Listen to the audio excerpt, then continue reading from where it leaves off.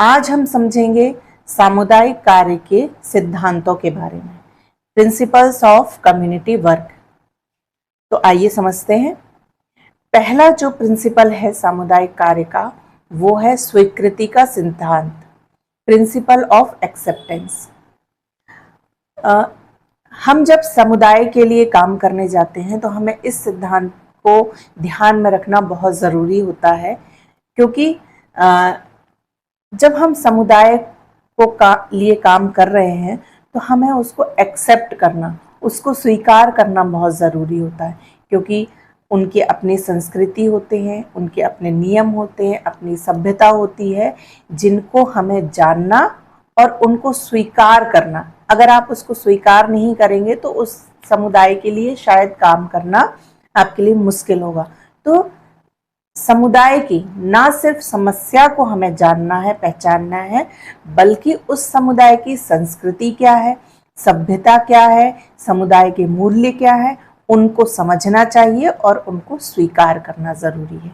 तभी आप किसी समुदाय के लिए अच्छे और बेहतर तरीके से काम कर पाएंगे और समुदाय जैसा है उसको आप वैसा ही स्वीकार करें। नेक्स्ट जो प्रिंसिपल है वो है मूलभूत आवश्यकताओं एवं उपलब्ध साधनों के ज्ञान का सिद्धांत, principle of knowledge of basic needs and available resources. यानी सामुदायिक कार्यकर्ता समुदाय के सदस्यों के साथ एक मार्गदर्शक के रूप में काम करता है। तो हमें ये देखना है, या सामुदायिक कार्यकर्ता को ये जानना बहुत ज़रूरी होता है कि उनकी आवश्यकताएं क्या है समुदाय की। अगर हम उनकी आवश्यकताओं को नहीं जानेंगे और उनके लिए काम करते रहेंगे तो हो सकता है कि जो हम उनको सहायता दे रहे हैं, हो सकता है उनको उसकी ज़रूरत ही ना हो और हम उनको अपनी सहायता दे रहे हैं, उनके लिए वो काम कर रहे हैं। तो सबसे पहले ये ज़रूरी है कि उनकी जो बेसिक नीड्स हैं, उनकी मूलभूत आवश्यकताएं क्या है, उसको जानना ज़रूरी है। फिर हम दूसरा किन चीज़ों को जानना ज़रूरी है कि उपलब्ध संसाधन कौन से हैं, जिस समुदाय के लिए हम काम कर रहे हैं उस क्षेत्र में, उस एरिया में कौन से रिसोर्सेस अवेलेबल हैं जिनका उपयोग करके हम उस समुदाय को एक अच्छे से अच्छे विकासात्मक कार्य कर सकेंगे। तो पहला हो गया, हमें मूलभूत आवश्यकताओं की जानकारी होना चाहिए। दूसरा, उपलब्ध संसाधनों के बारे में हमें ज्ञान होना चाहिए। तो सेकंड सिद्धांत ये है। तीसरा है व्यक्तिकरण का सिद्धांत, प्रिंसिपल ऑफ इंडिविजुअलाइजेशन। यानी कि समुदाय में विभिन्न सामाजिक और आर्थिक तबके के लोग रहते हैं, अलग अलग एरिया से अलग अलग विचारों के लोग अवेलेबल रहते हैं, जिनकी समस्याएं भी अलग अलग होती हैं। तो हमें हर एक व्यक्ति की समस्या को जानना समझना ज़रूरी होता है, उनकी समस्याओं को जानना है, क्योंकि हमें हर एक व्यक्ति की समस्या को सॉल्व करना है। तो जब हम प्रत्येक व्यक्ति की समस्याओं को जानेंगे तब हम उनकी समस्याओं को दूर कर पाएंगे, ना कि हमें किसी एक विशेष या कुछ विशेष लोगों की समस्याओं को जानना है, बल्कि हर एक व्यक्ति की समस्याओं को समझना है, जानना है और उनको दूर करने का प्रयास करना है। मतलब हमारे लिए हर एक व्यक्ति महत्वपूर्ण होना चाहिए। नेक्स्ट प्रिंसिपल है आत्मसंकल्प का सिद्धांत, प्रिंसिपल ऑफ सेल्फ डिटर्मिनेशन। सामुदायिक कार्यकर्ता समुदाय के सदस्यों को आत्मनिर्भर बनाने का प्रयास करता है। ये हमने पहले भी ये प्रिंसिपल हमने दूसरे तरीके से पढ़े हैं। मतलब केस वर्क में जब हम किसी एक व्यक्ति के लिए कार्य कर रहे हैं या ग्रुप वर्क के लिए कार्य कर रहे हैं, लेकिन हर तरीके से हर वर्क में इनका जो रोल होता है वो अलग अलग हो जाता है। ठीक, तो यहाँ हम समुदाय के लोगों को आत्मनिर्भर बनाने का प्रयास कर रहे हैं कि उनकी समस्याएं क्या हैं, सभी की समस्याओं को जानना, पहचानने में मदद करना और उनको दूर करने के लिए उन्हीं से विकल्प निकालना कि आप ही विकल्प बताइए कि हम समुदाय की समस्याओं को दूर कैसे किया जाए। जिससे वो आगे आने वाले समय में खुद ब खुद इतने कैपेबल हो सके कि वो अपने समुदाय के जब समस्या आए या कोई विपत्ति आए तो उसको दूर कर सके। तो उन्हें आत्मनिर्भर बनाना कि हमें अपने समुदाय के लिए किस तरीके से काम करना है, किस तरीके से विकासात्मक काम करना है, क्या कर सकते हैं, अपने समुदाय के हित के लिए क्या किया जा सकता है, ये सब उनमें क्वालिटीज डेवलप करना कि वो अपने समुदाय के लिए सोच सके।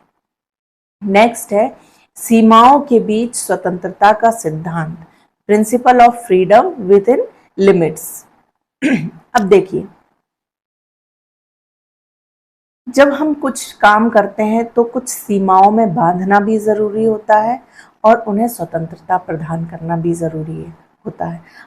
दोनों ही अति में ठीक नहीं होती। मतलब कि अगर हम बहुत ज़्यादा फ्रीडम दे देंगे तो भी वो उचित नहीं है और बहुत ज़्यादा सीमाओं में बांध देंगे तो भी वो उचित नहीं है। इसलिए यहाँ कहा गया है कि जब समुदाय के लिए काम करते हैं तो हमें कुछ सीमाओं में बांधना है, मतलब कुछ रूल्स, कुछ नियम लागू करने हैं और वो रूल्स या वो नियम या वो मूल्य इतने कड़क या रूढ़िवादी नहीं होना चाहिए कि जब हमें चेंजेस की ज़रूरत पड़े, जब हमें कोई चेंज लाना है या किसी कार्य विशेष में उसमें परिवर्तन करने की ज़रूरत हो तो हम एकदम उनको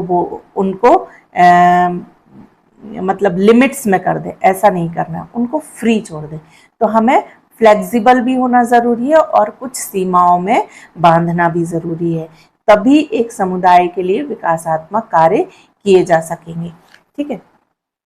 और फ्रीडम देना इसलिए भी ज़रूरी है कि समुदाय का अगर कुछ काम हो तो सब अपना निर्णय देने में सक्षम हो सके, अपनी बात कहने में सक्षम बन सकें या अपनी बात को निडर होकर रख सके। क्योंकि बहुत ज़्यादा जब हम लिमिटेशंस कर देते हैं तो कभी कभी लोग डरते हैं या अपनी बात को नहीं कह पाते हैं, तो हमें फ्रीडम देना भी बहुत ज़रूरी होता है।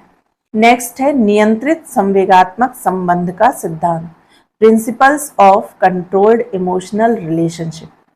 सामुदायिक कार्यकर्ता को सदस्यों की समस्याओं को गंभीरता से अध्ययन करना चाहिए, अपने विशेष प्रकार के जो कौशल है, जो उसके क्वालिटीज़ हैं, और ध्यान से अच्छे से समस्याओं का अध्ययन करना चाहिए और फिर निर्णय लेना चाहिए। कभी भी किसी इमोशंस में बहकर निर्णय नहीं लेना चाहिए, क्योंकि कई बार ये होता है कि हम हड़बड़ी में, जल्दबाजी में कोई समस्या आ गई और हमने निर्णय कोई ले गया, इमोशंस में बहकर हमने कोई निर्णय ले लिया, ऐसा नहीं होना चाहिए। तो हमेशा इस सिद्धांत का पालन करना चाहिए कि जब भी कोई समस्या आए उसका अच्छे से अध्ययन करें, उसको जानें, उसको पहचानें, उनके कारणों का अध्ययन करें, उसके बाद ही किसी निर्णय में पहुँचें और उसका सॉल्यूशन निकालें। तो गंभीरता से उसके अध्ययन करने की ज़रूरत होती है।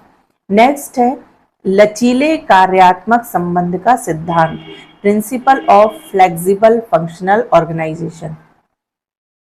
अभी हमने समझा कि फ्लेक्सिबल होना चाहिए।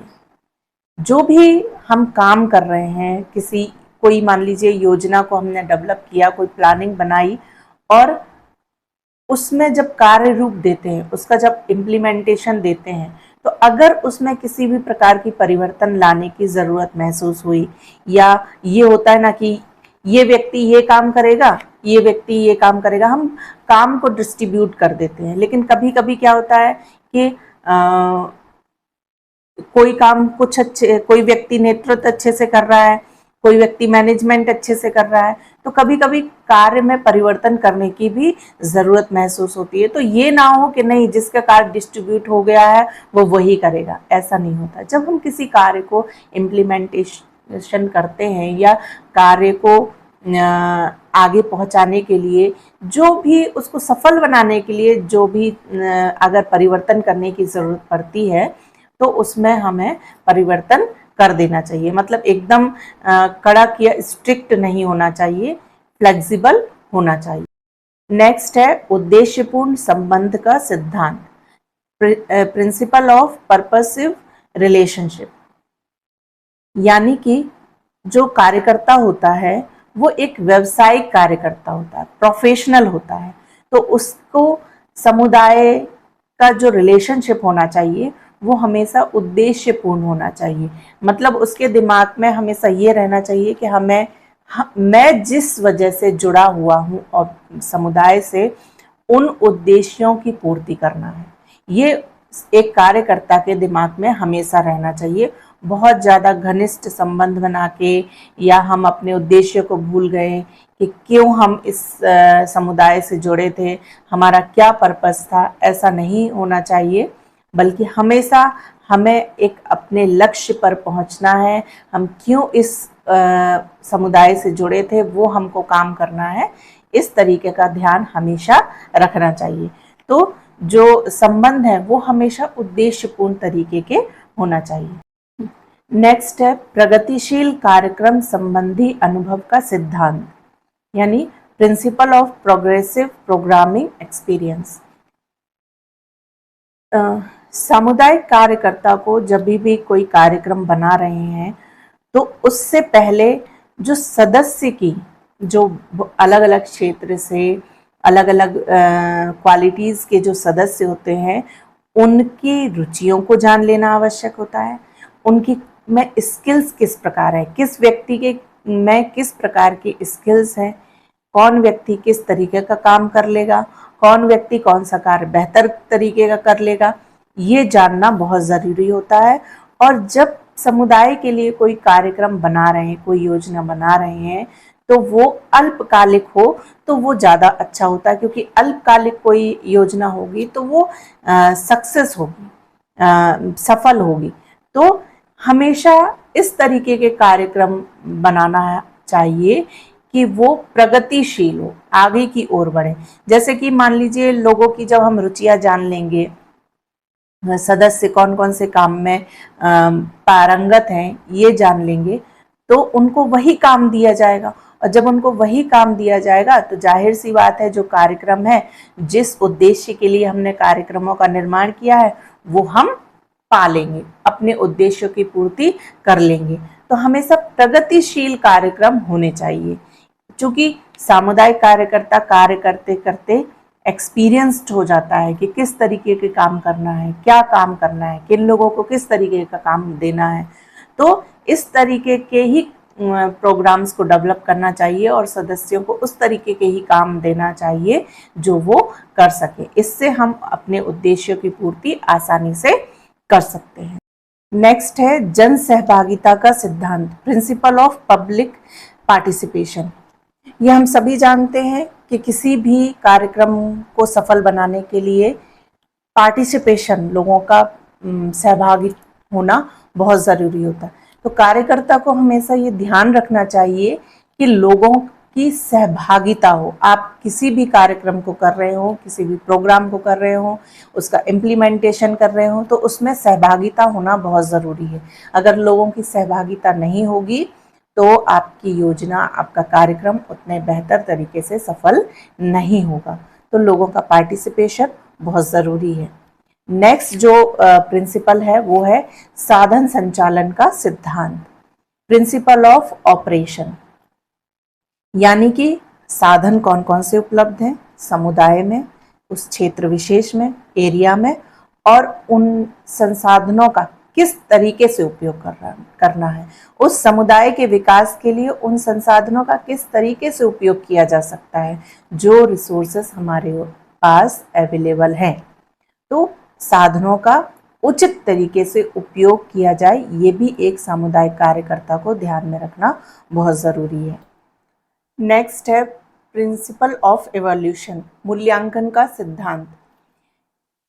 जब भी हम सामुदायिक कार्य करें, किसी भी कार्यक्रम को करें, उसके बाद हम मूल्यांकन ज़रूर करें कि हमने अपने उद्देश्यों की पूर्ति कर पाई है या नहीं कर पाई, कितना हम सफल हुए, क्या हमारी कमियां रह गई।